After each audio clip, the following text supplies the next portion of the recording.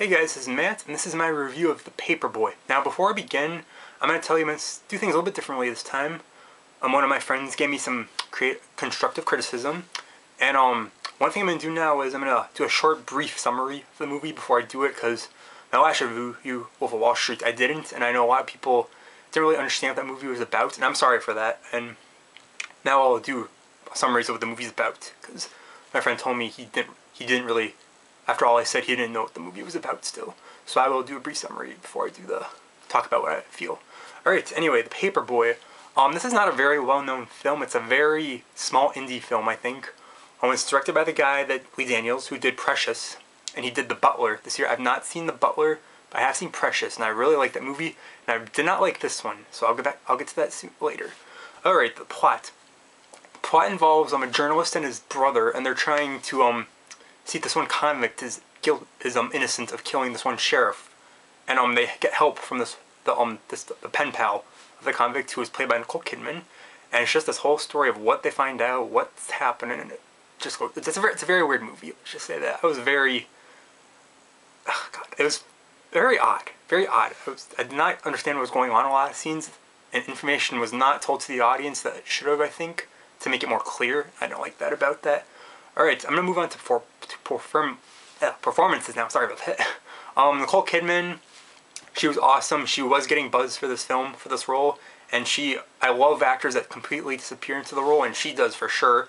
She's this ditzy blonde slut, pretty much. And she does such a good job. When they first show her, I'm like, oh my god, that's Nicole? I didn't recognize her. It was so much makeup they put on her for this role, but she did a great job. Wish she had more screen time. She is in it, like, most of it, but, like, the last half, I'm not spoiling. Actually, yeah, I'm not spoiling anything. In the last half, she's not really there.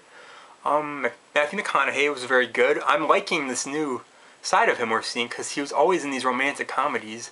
Now he's getting these more serious roles, and I'm really liking that.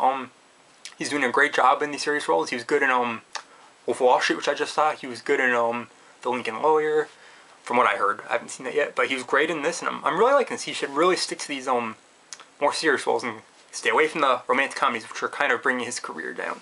So he did good. Zac Efron, the weak link of the film. I was not impressed by him at all. All he seems to do is sulk around, just looking sad, and he's in his underwear like half the movie. That's just for the ladies, pretty much. That's all that was for. He doesn't do much. He just seems there. Like, he has a few, maybe he doesn't have that much dialogue at all, and he's only like prominent in the last half of the film, and I was just not impressed. I wasn't really expecting much from him, but I was expecting something, but he didn't really give it to me, so he was overshadowed by all the other performers, I think.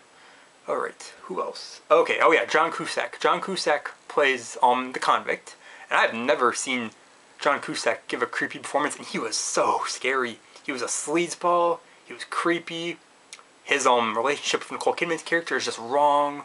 It was just disturbing. So he did a great job playing the very creepy killer, if he did it. They never tell you, though. They never tell you. That's why I don't like. They never tell you if he did it or not. I hate movies, some movies that really don't reveal stuff like that. So kind of like, oh, that was anticlimactic.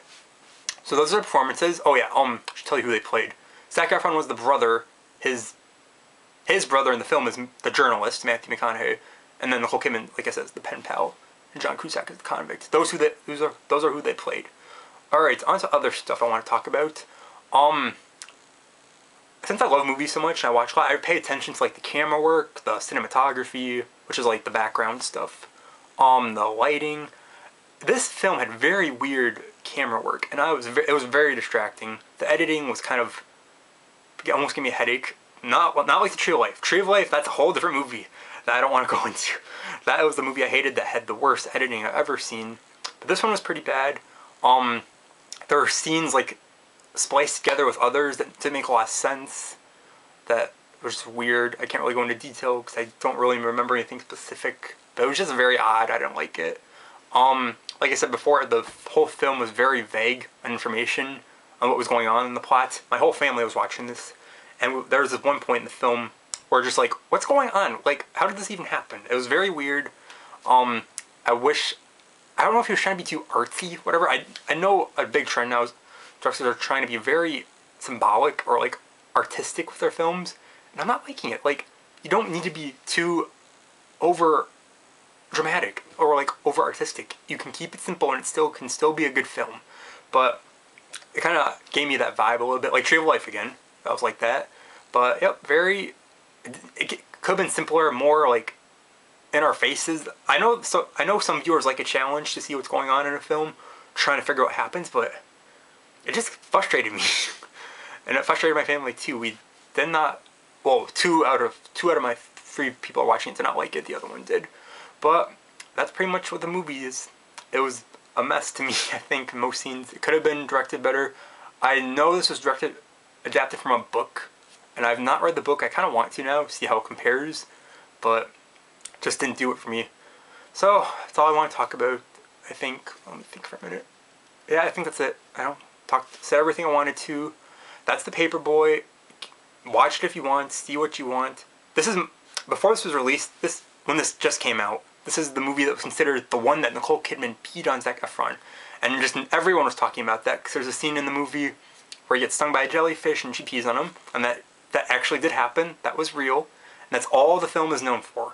So I think everyone just flocked to see that. I guess I don't know, but not for its story, it was known for just that scene. So I don't know, kind of stupid. So that's my review.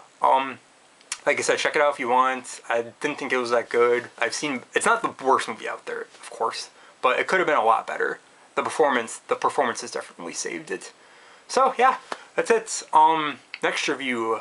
Ooh, I don't know.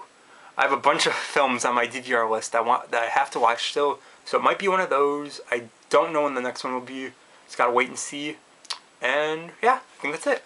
All right, this is Matt. This is the Paperboy film review, and you guys have a great day.